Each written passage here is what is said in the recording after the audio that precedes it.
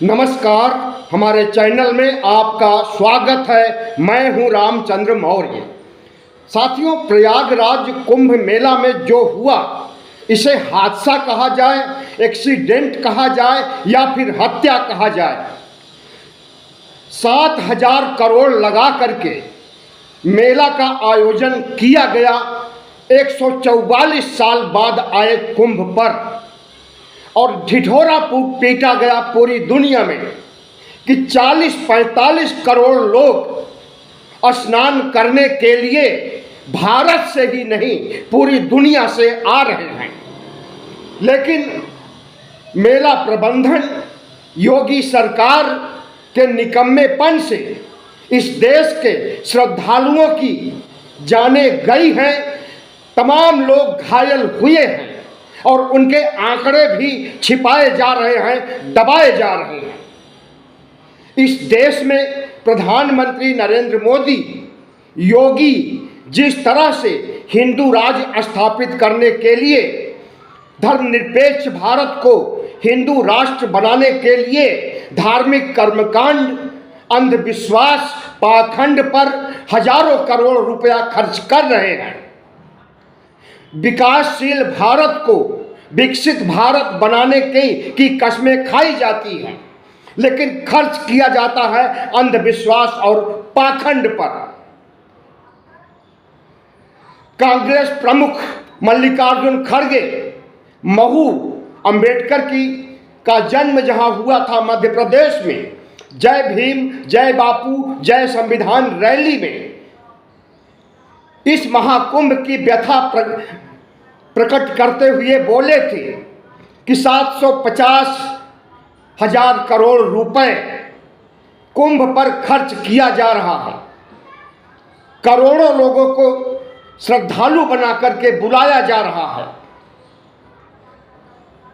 तो ज़्यादा जरूरी इस तरह का बहुत बड़ा इवेंट होता है, कुंभ मेला होता है, कुंभ मेला पर हजारों करोड़ खर्च करना होता है, या इस देश के लोगों को गरीबी से निजात दिलाना, बेरोजगारी से निजात दिलाना, जो प्राथमिकता होनी चाहिए संविधान के अनुसार, उस पर नहीं खर्च किया जाता है।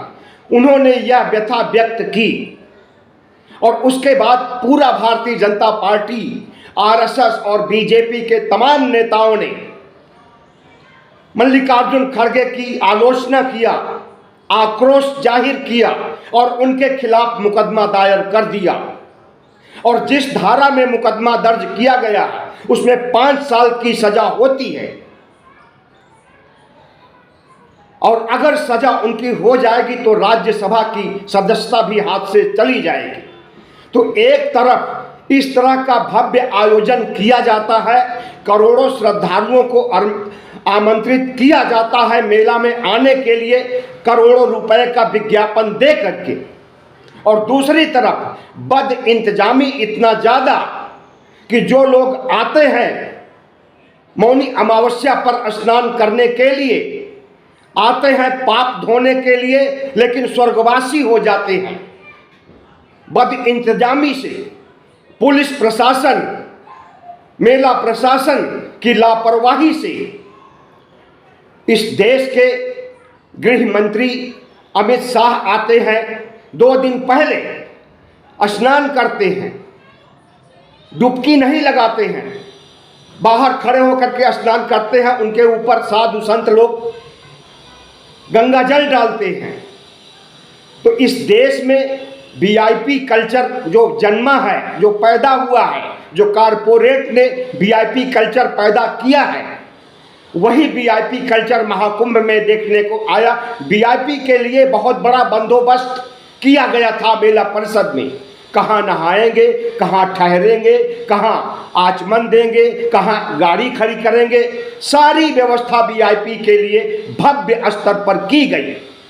लेकिन इस देश के गरीब श्रद्धालु जो ईश्वर में आस्था रखते हैं, गंगा, गाय और हर चीज में आस्था रखते हैं, उनके लिए इतनी बद इंतजामी की उनकी जान चली जाती है और प्रशासन के लोग सोते रहते हैं। इलाहाबाद में जो कुछ हुआ है इसे हम हादसा नहीं हत्या कह सकते हैं। और इस हत्या के लिए कोई जिम्मेदार है तो उत्तर प्रदेश का प्रशासन, उत्तर प्रदेश के मुख्यमंत्री, इस देश के प्रधानमंत्री, हर कोई इसके लिए जिम्मेदार है। और सबसे पहले मांग की जाती है कि उन आंकड़ों को बताएं कि कितनी मौतें हुई हैं। उसे लुकाने छिपाने का काम न करें, उसे दबाने का काम न करें। हमें संविधान अधिकार देता है कि हम ऐसी पूछताछ कर सके शासन से जिसके राज में यह घृणित घटना हुई है।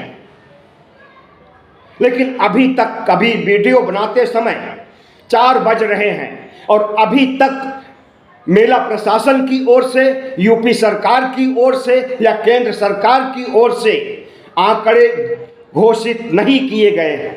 योगी आदित्यनाथ प्रकट होते हैं, उनका वीडियो सोशल मीडिया पर वायरल हो रहा है, घायल का नाम लेते हैं, लेकिन कितने घायल हैं, कितने मर चुके हैं, कितने मरने वाले हैं, इसका कोई आंकड़ा नहीं बताते। हम मांग करते हैं उत्तर प्रदेश सरकार से, योगी आदित्यनाथ से, प्रधानमंत्री नरेंद्र मोदी से कि अगर इतने बड़े इवेंट को संभाल पाने की औकात शासन प्रशासन में नहीं है तो इसे आयोजित कतई न किया जाए।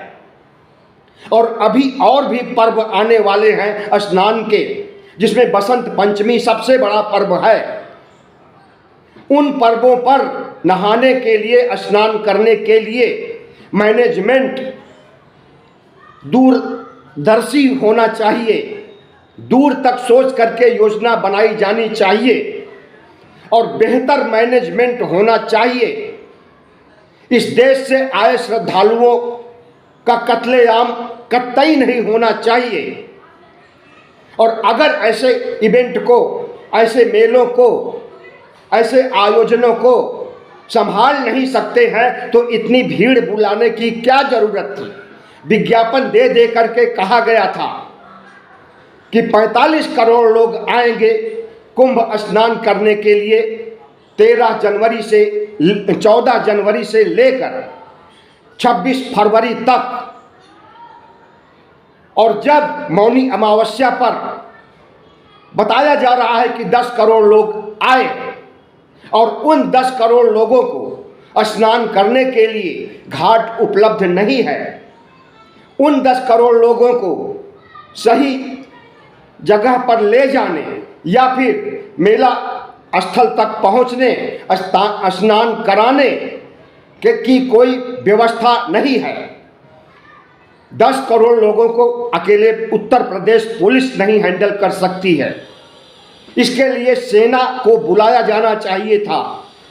और जो मेला परिसर में तमाम अखाड़े, 13 अखाड़े हैं साधु संतों की, सब मांग कर रहे थे पहले से कि सेना बुलाया जाए, लेकिन सेना को नहीं बुलाया गया।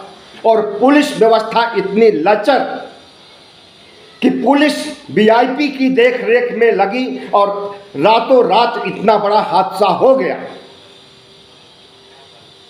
28 और 29 जनवरी की रात 2 बजे जिस तरह से भीड़ एकाएक बढ़ी संगम की ओर, तो संगम के अलावा भी गंगा और यमुना के घाटों पर व्यवस्था की गई थी स्नान करने के लिए, क्योंकि अकेले संगम घाट पर 10 करोड़ लोग इकट्ठा स्नान नहीं कर सकते थे। लेकिन जिन गंगा और यमुना के घाटों पर व्यवस्था की गई थी उसकी जानकारी पब्लिक को नहीं दी गई, उसके लिए कोई डायरेक्शन, दिशा निर्देश नहीं जाहिर किया गया था।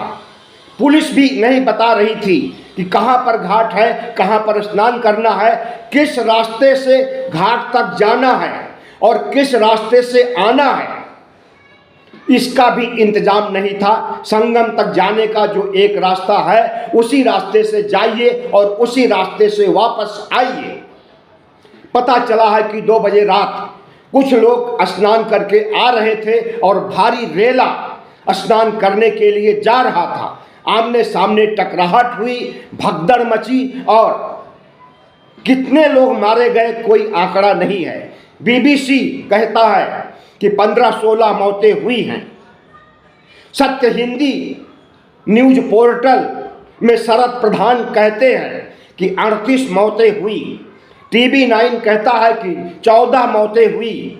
भास्कर अखबार कहता है 25 मौतें हुई।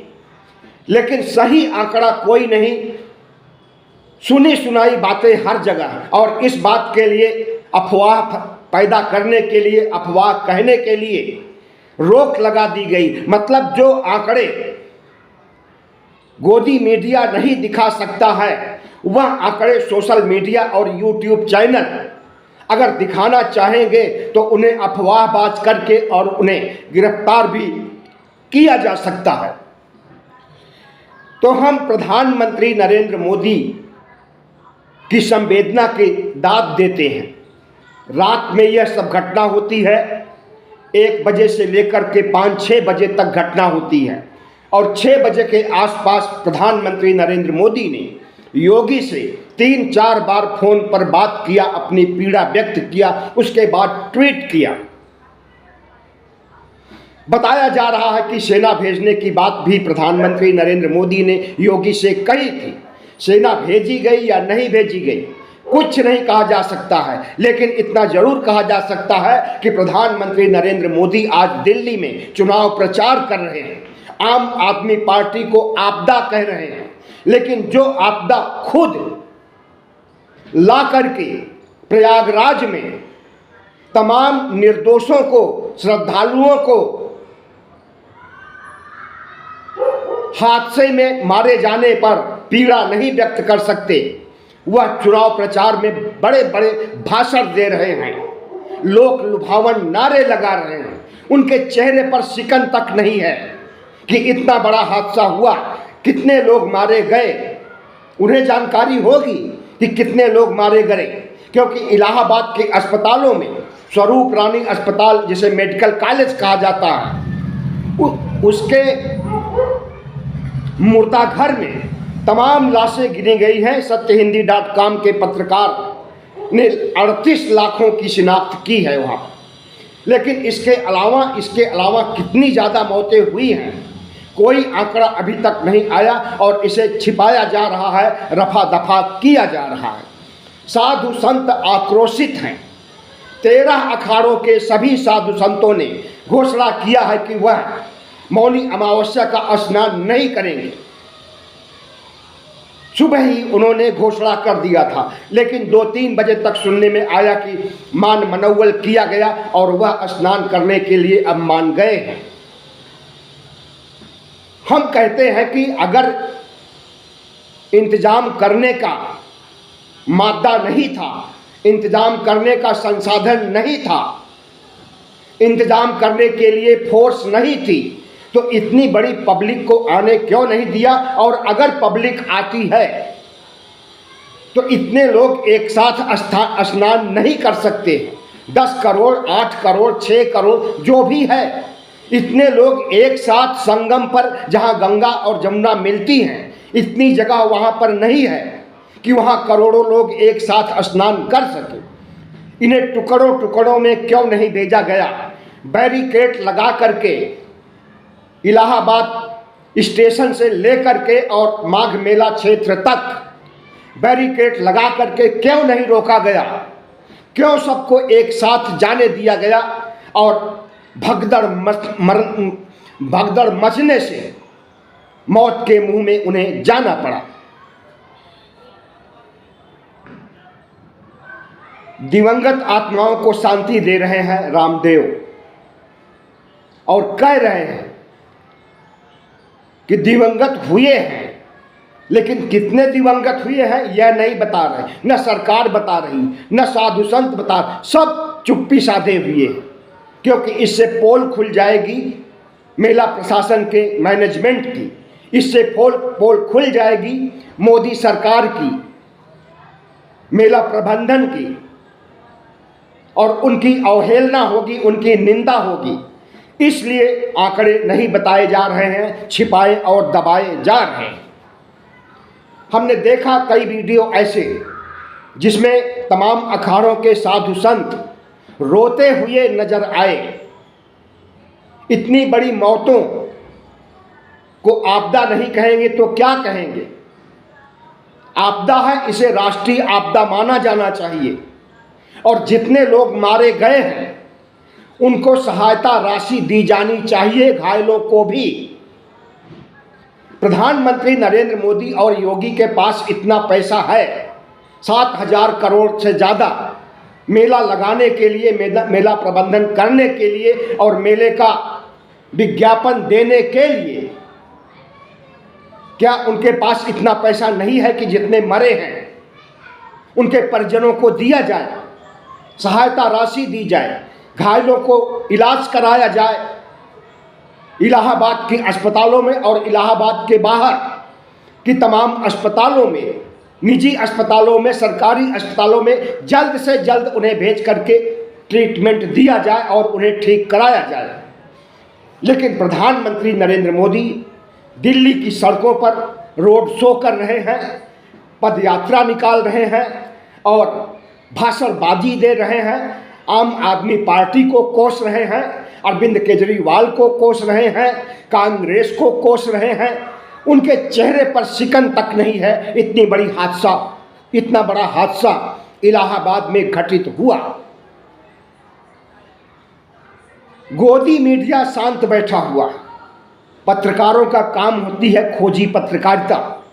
उन्हें उस मुर्दा घर तक पहुंचना चाहिए, लाशों की शिनाख्त करनी चाहिए, कितने लोग बेड पर दम तोड़ रहे हैं, कितने लोगों का इलाज चल रहा है और कितने लोगों को दफनाया गया, इसका पूरा रिकॉर्ड मीडिया के पास होना चाहिए।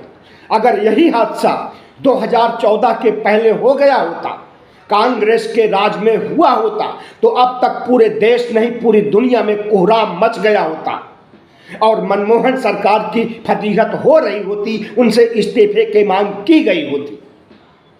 हम भी मांग कर रहे हैं कि इतना बड़ा हादसा हुआ और सरकार की बद इंतजामी से, मेला प्रशासन की बद इंतजामी से हुआ है, सरकार की लापरवाही से हुआ है। इसलिए योगी आदित्यनाथ को तत्काल इस्तीफा देना चाहिए। प्रधानमंत्री नरेंद्र मोदी को भी तत्काल इस्तीफा देना चाहिए। इलाहाबाद में मातम का माहौल है। हमने बात किया कई लोगों से, हम इलाहाबाद के खुद रहने वाले हैं, अपने कई जान पहचान के लोगों से, पत्रकारों से, यूट्यूब चैनल के पत्रकारों से बातचीत किया। पूरे इलाहाबाद में मातम का माहौल है और कुंभ क्षेत्र में स्नान फिर से शुरू हो गया है। लेकिन जो दंश 28 और 29 जनवरी की रात 1 बजे से लेकर 4-5 बजे तक जो हादसा हुआ, जो भगदड़ हुई, जितनी जानें गई, जितने लोग घायल हुए, क्या उन्हें सहायता दी जा रही है? क्या उनकी ठीक से उनका उपचार हो रहा है? और आगे के हादसों को रोकने के लिए भारत सरकार, उत्तर प्रदेश सरकार के पास क्या रोड मैप है, क्या प्लान है, इसे स्पष्ट करना चाहिए या तो फिर बंद कर देना चाहिए मेला। बसंत पंचमी के पहले ही मेले के अंत की घोषणा कर देनी चाहिए, अगर इंतजामात करने के लिए संसाधन नहीं है तो। प्रधानमंत्री नरेंद्र मोदी ने सेना भेजने की बात कही या नहीं कही, लेकिन मेला परिसर में तमाम साधु संत कह रहे हैं कि प्रधानमंत्री नरेंद्र मोदी सेना भेज रहे हैं। अब जितने भी आयोजन होंगे स्नान करने के, बसंत पंचमी के लिए या और भी जो पर्व आने वाले हैं, लेकिन क्या सेना भेज देने से समस्या का हल हो जाएगा? जो हादसा हो गया, जो जानें चली गई, जो लोग घायल हो गए, अब पछताने होत क्या जब चिड़िया चुग गई खेत। अगर पहले से ही सेना भेजी गई होती, हम समझते हैं कि ऐसे हालात नहीं होते। जहां जहां कुंभ हुआ है वहां वहां हादसा हुआ है। वो चाहे हरिद्वार हो, वह चाहे नासिक हो, वह चाहे उज्जैन हो, और वह चाहे 144 साल बाद आने वाला इलाहाबाद का कुंभ मेला हो। और जब इनका इतिहास सबको पता है तो हादसों को रोकने के लिए, भगदड़ को रोकने के लिए पूर्व नियोजित योजना क्यों नहीं होती? अभी थोड़े समय पहले उत्तर प्रदेश में ही हाथरस में कथा करते समय 121 लोगों की जाने गई थी भगदड़ होने पर, और उस कथाकार को, जिसकी वजह से हादसा हुआ, दंडित नहीं किया गया, मुकदमा नहीं चलाया गया, और आज भी वह भीड़ इकट्ठी कर रहा है। अपने को भोले बाबा कहता है, नाम सूरजपाल सिंह है, जाटव है। हम कहते हैं कि धर्म, अंधविश्वास और पाखंड के नाम पर इस देश में कब तक मौतें होती रहेंगी? मल्लिकार्जुन खड़गे जैसे बुजुर्ग अनुभवी नेता अगर कह रहे हैं कि जो पैसा खर्च किया जाता है इस तरह के आयोजनों पर, वही पैसा विकास कार्यों पर क्यों नहीं खर्च किया जाता? उत्तर प्रदेश सरकार के पास बेरोजगारों को भत्ता देने के लिए, बेरोजगारी भत्ता देने के लिए पैसे नहीं हैं, लेकिन अयोध्या पर खर्च करने के लिए अकूत धन है, संभल पर खुदाई कराने के लिए अकूत धन है, वाराणसी में कॉरिडोर बनाने के लिए अकूत धन है, मथुरा पर खर्च करने के लिए अकूत धन है, और प्रयागराज में कुंभ मेला आयोजित करने के लिए 7,000 करोड़ से ज़्यादा पैसे फूके जाते हैं। जो पैसा विकास पर खर्च होना चाहिए, जो पैसा इस देश के गरीबी उन्मूलन के लिए, बेरोजगारी उन्मूलन के लिए, नया भारत बनाने के लिए, विकसित भारत बनाने के लिए खर्च किया जाना चाहिए, वह पैसा धर्म और अंधविश्वास और पाखंड पर खर्च करना बंद कीजिए। मल्लिकार्जुन खड़गे की पीड़ा को समझिए। वह एक दलित हैं, एक बुद्धिस्ट हैं, 83 साल के राजनेता हैं, कांग्रेस के अध्यक्ष हैं। अगर ऐसे व्यक्ति की संवेदना को नहीं समझा जाएगा तो यह देश रसातल में चला जाएगा। बहुत बहुत धन्यवाद। हो सके तो हमारे वीडियो को लाइक कीजिएगा, शेयर कीजिएगा और सब्सक्राइब कीजिएगा। शेयर जरूर कीजिएगा ताकि और लोग भी हमारी पीड़ा से अवगत हो सके।